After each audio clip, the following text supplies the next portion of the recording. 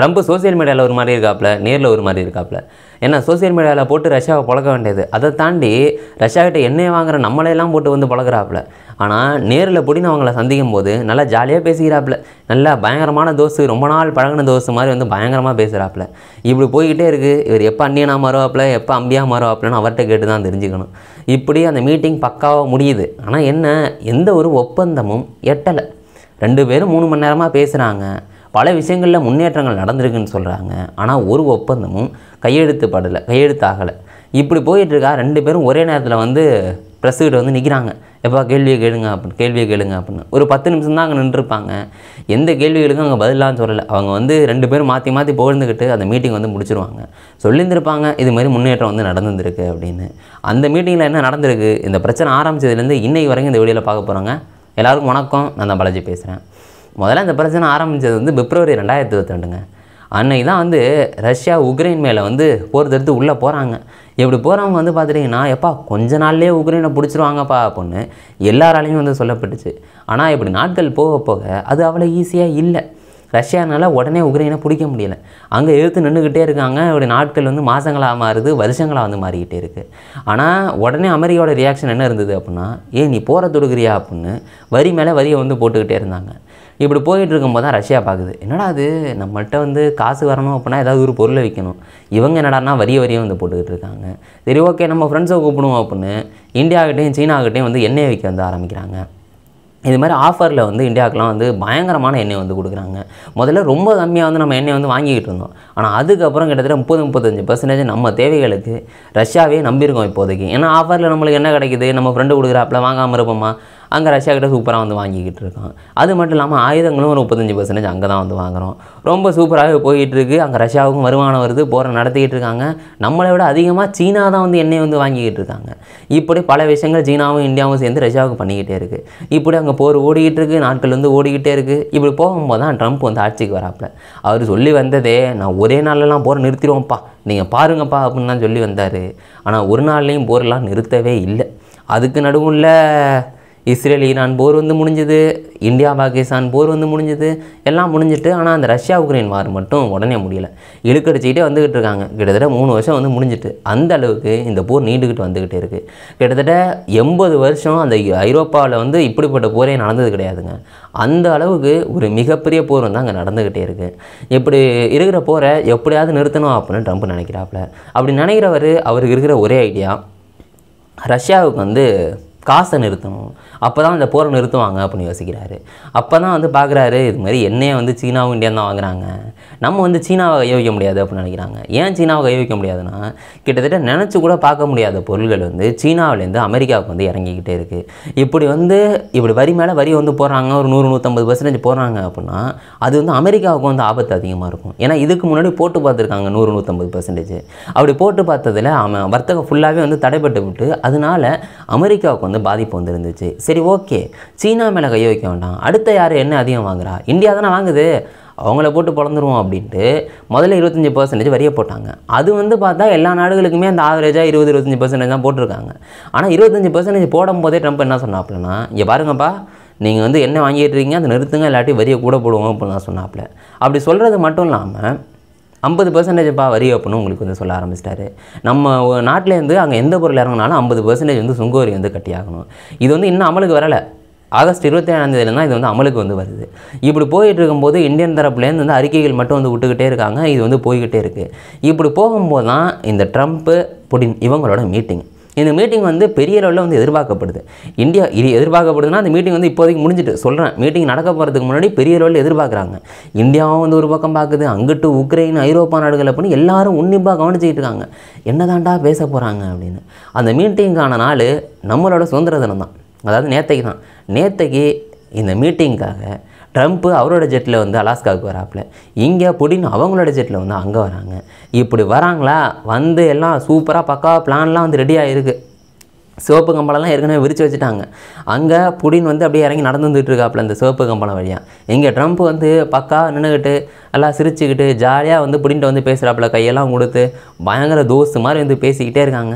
இப்படி போயிட்டு இருக்கும்போது இப்படி ஒசக்கையெல்லாம் வந்து இந்த பயங்கரமான பீட்டு பாம்பர் அப்படின்னு சொல்லப்படுறது இன்னும் சில ரக இந்த விமானங்கள்லாம் போர் விமானங்கள்லாம் மேலே நின்றுட்டு இருக்கு, எல்லாத்தையும் வந்து பார்க்குறாங்க. இப்படி பேசிக்கிட்டு ட்ரம்ப் என்ன பண்ணுறாப்புலன்னா புடினை வந்து கையோட கூப்பிட்டு போகிறாங்க. எங்கே கையோட கூப்பிட்டு போகிறாங்கன்னா, வாப்பா என் காரில் வாப்பா நம்ம போவோம் அப்படின்ட்டு ட்ரம்ப்போட காரில் புடினை வந்து கூப்பிட்றாங்க. அந்த கார் வந்து பக்காவான காருங்க. ட்ரம்ப் ஒரு அமெரிக்கன் பிரசிடெண்ட்டோட கார்னால் யோசிச்சு பாருங்கள். அந்த அளவுக்கு எல்லாமே கவசத்தோட பயங்கர சேஃப்டியாக உள்ள ஒரு காரு. அந்த காரில் புடினை வந்து ஏற்றுறாங்க. இப்படி அந்த காரு ஒரு குறிப்பிட்ட தூரம் வந்து போகுது, அந்த மீட்டிங் நடக்கிற இடம். அப்படி அங்கே போகிறாங்களா, அங்கே மீட்டிங்க்கு ஆளுங்கள்லாம் வந்துட்டாங்க. யார் யார் அங்கே மீட்டிங்கில் கலந்துக்க போகிறாங்கன்னா, முதல்ல ஏற்பாடு பண்ணப்பட்டது ட்ரம்ப் புடின் 2 பேர் மட்டும்தான் பேசுகிற மாதிரி. ஆனால் அதுக்கப்புறம் சரி வேணாம் 2 பேர் வேண்டாம், 2 தரப்புலேருந்து இன்னும் 2 ஆளுகளை கூப்பிட்டுக்குவோம் அப்படின்னு இங்கே ரஷ்யா தரப்புலேருந்து இங்கே ரஷ்ய அதிபர், அப்புறம் இன்னும் 2 ஆளுங்க, அங்கே அமெரிக்க தரப்புலேருந்து அமெரிக்க அதிபர் இன்னும் 2 ஆளுங்க, இப்படி 6 பேர் மீட்டிங்கு. அது க்ளோஸ் டோர் மீட்டிங் தான். அங்கே உள்ளே என்ன நடக்குது அப்படின்னு யாருக்குமே தெரியாது. அங்கே மீட்டிங் ஆரம்பிக்குது. அங்கே 2 தரப்புலையும் பேசிக்கிட்டே இருக்காங்க. இந்த போரை பற்றி தான் வந்து அதிகம் பேசுகிறாங்க. இப்படி பேசிக்கிட்டு நேரங்கள் ஓடிக்கிட்டே இருக்குங்க. முதல்ல ஒரு 1 மணி நேரம் நடக்குது, அடுத்த ஒரு 2 மணி நேரம் ஆகுது, அடுத்த ஒரு 3 மணி நேரங்க. இந்த மீட்டிங் எவ்வளோ நேரம் நடக்கும்னு எதிர்பார்த்தாங்கன்னா ஒரு 6 மணி நேரத்துலேருந்து 7 மணி நேரம் நடக்கும்பா. ஒரு பெரிய மீட்டிங்காக இருக்கும் அப்படின்னு நினச்சாங்க. ஆனால் அவ்வளோ நேரம்லாம் போகலை. 3 மணி நேரம் பேசி முடிஞ்சதுக்கப்புறம் அப்பா எல்லாம் மீட்டிங்லாம் முடிஞ்சுது, பக்காவாக முடிஞ்சுது அப்படின்னு 2 நாட்டு தலைவர்களும் அங்கே வராங்க. அங்கே மேடையெல்லாம் போட்டு கிடக்குது. 2 பேரும் அவங்கவுங்களோட பொசிஷனுக்கு வராங்க. அங்கே வந்து இந்த பீஸுக்காக இந்த மீட்டிங் நடக்குது, அலாஸ்கா 2025 அப்படின்னு எல்லாமே வந்து அதில் பின்னாடி வந்து கொட்டை எழுதில் வந்து போட்டிருந்துருக்கு. 2 பேரும் அவங்கவுங்களோட பொசிஷனுக்கு வந்து பேச ஆரம்பிக்கிறாங்க.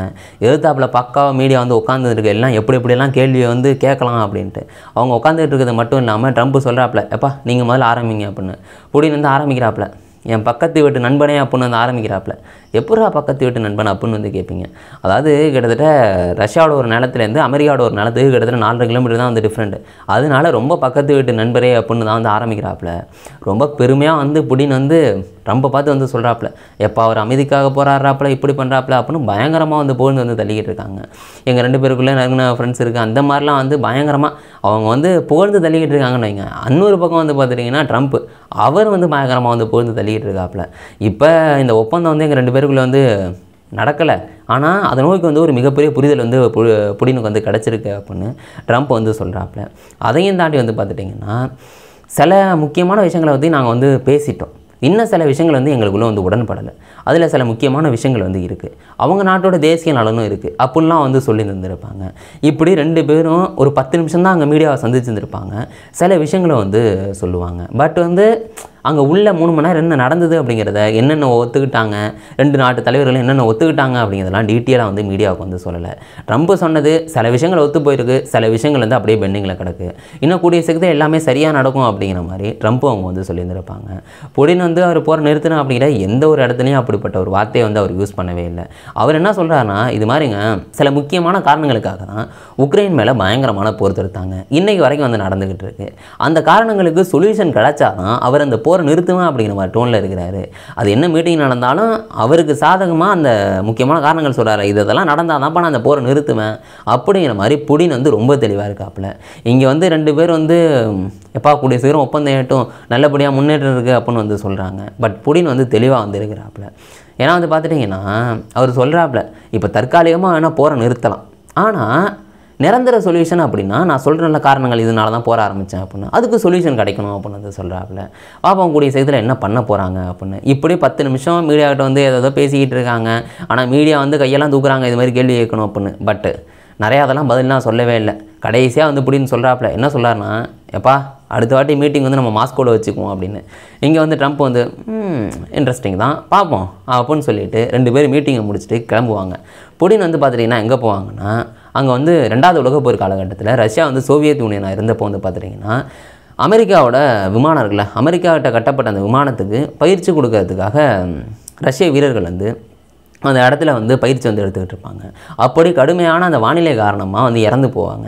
அவங்களுக்காக வந்து பார்த்துட்டிங்கன்னா அங்கே வந்து இடங்கள்லாம் இருக்குது, அவங்களோட அந்த உடலை பதிச்ச இடம். அங்கே போய் வந்து அஞ்சலி செலுத்திட்டு ஓடின்னு வந்து கிளம்புவாப்பில். ட்ரம்ப் வந்து மீடியாக்கிட்ட வந்து பேட்டியெல்லாம் கொடுப்பாப்பில். இதெல்லாம் வந்து நடக்குது. அவர் சொல்கிறாரு, இது மாதிரி எல்லாமே முன்னேற்றமாக தான் இருக்குது, ஒன்றும் பிரச்சனை இல்லை. ஆனால் ஜெலன்ஸ்கியோட பொறுப்பு இருக்குது, உக்ரைன் அதிபர் அவர் வந்து நிறைய பொறுப்பு இருக்குது, ஐரோப்பா நாடுகளுக்கு பொறுப்பு இருக்குது அப்படின்னு சொல்லிட்டு அவர் எல்லாத்தையும் முடிப்பாப்பில்.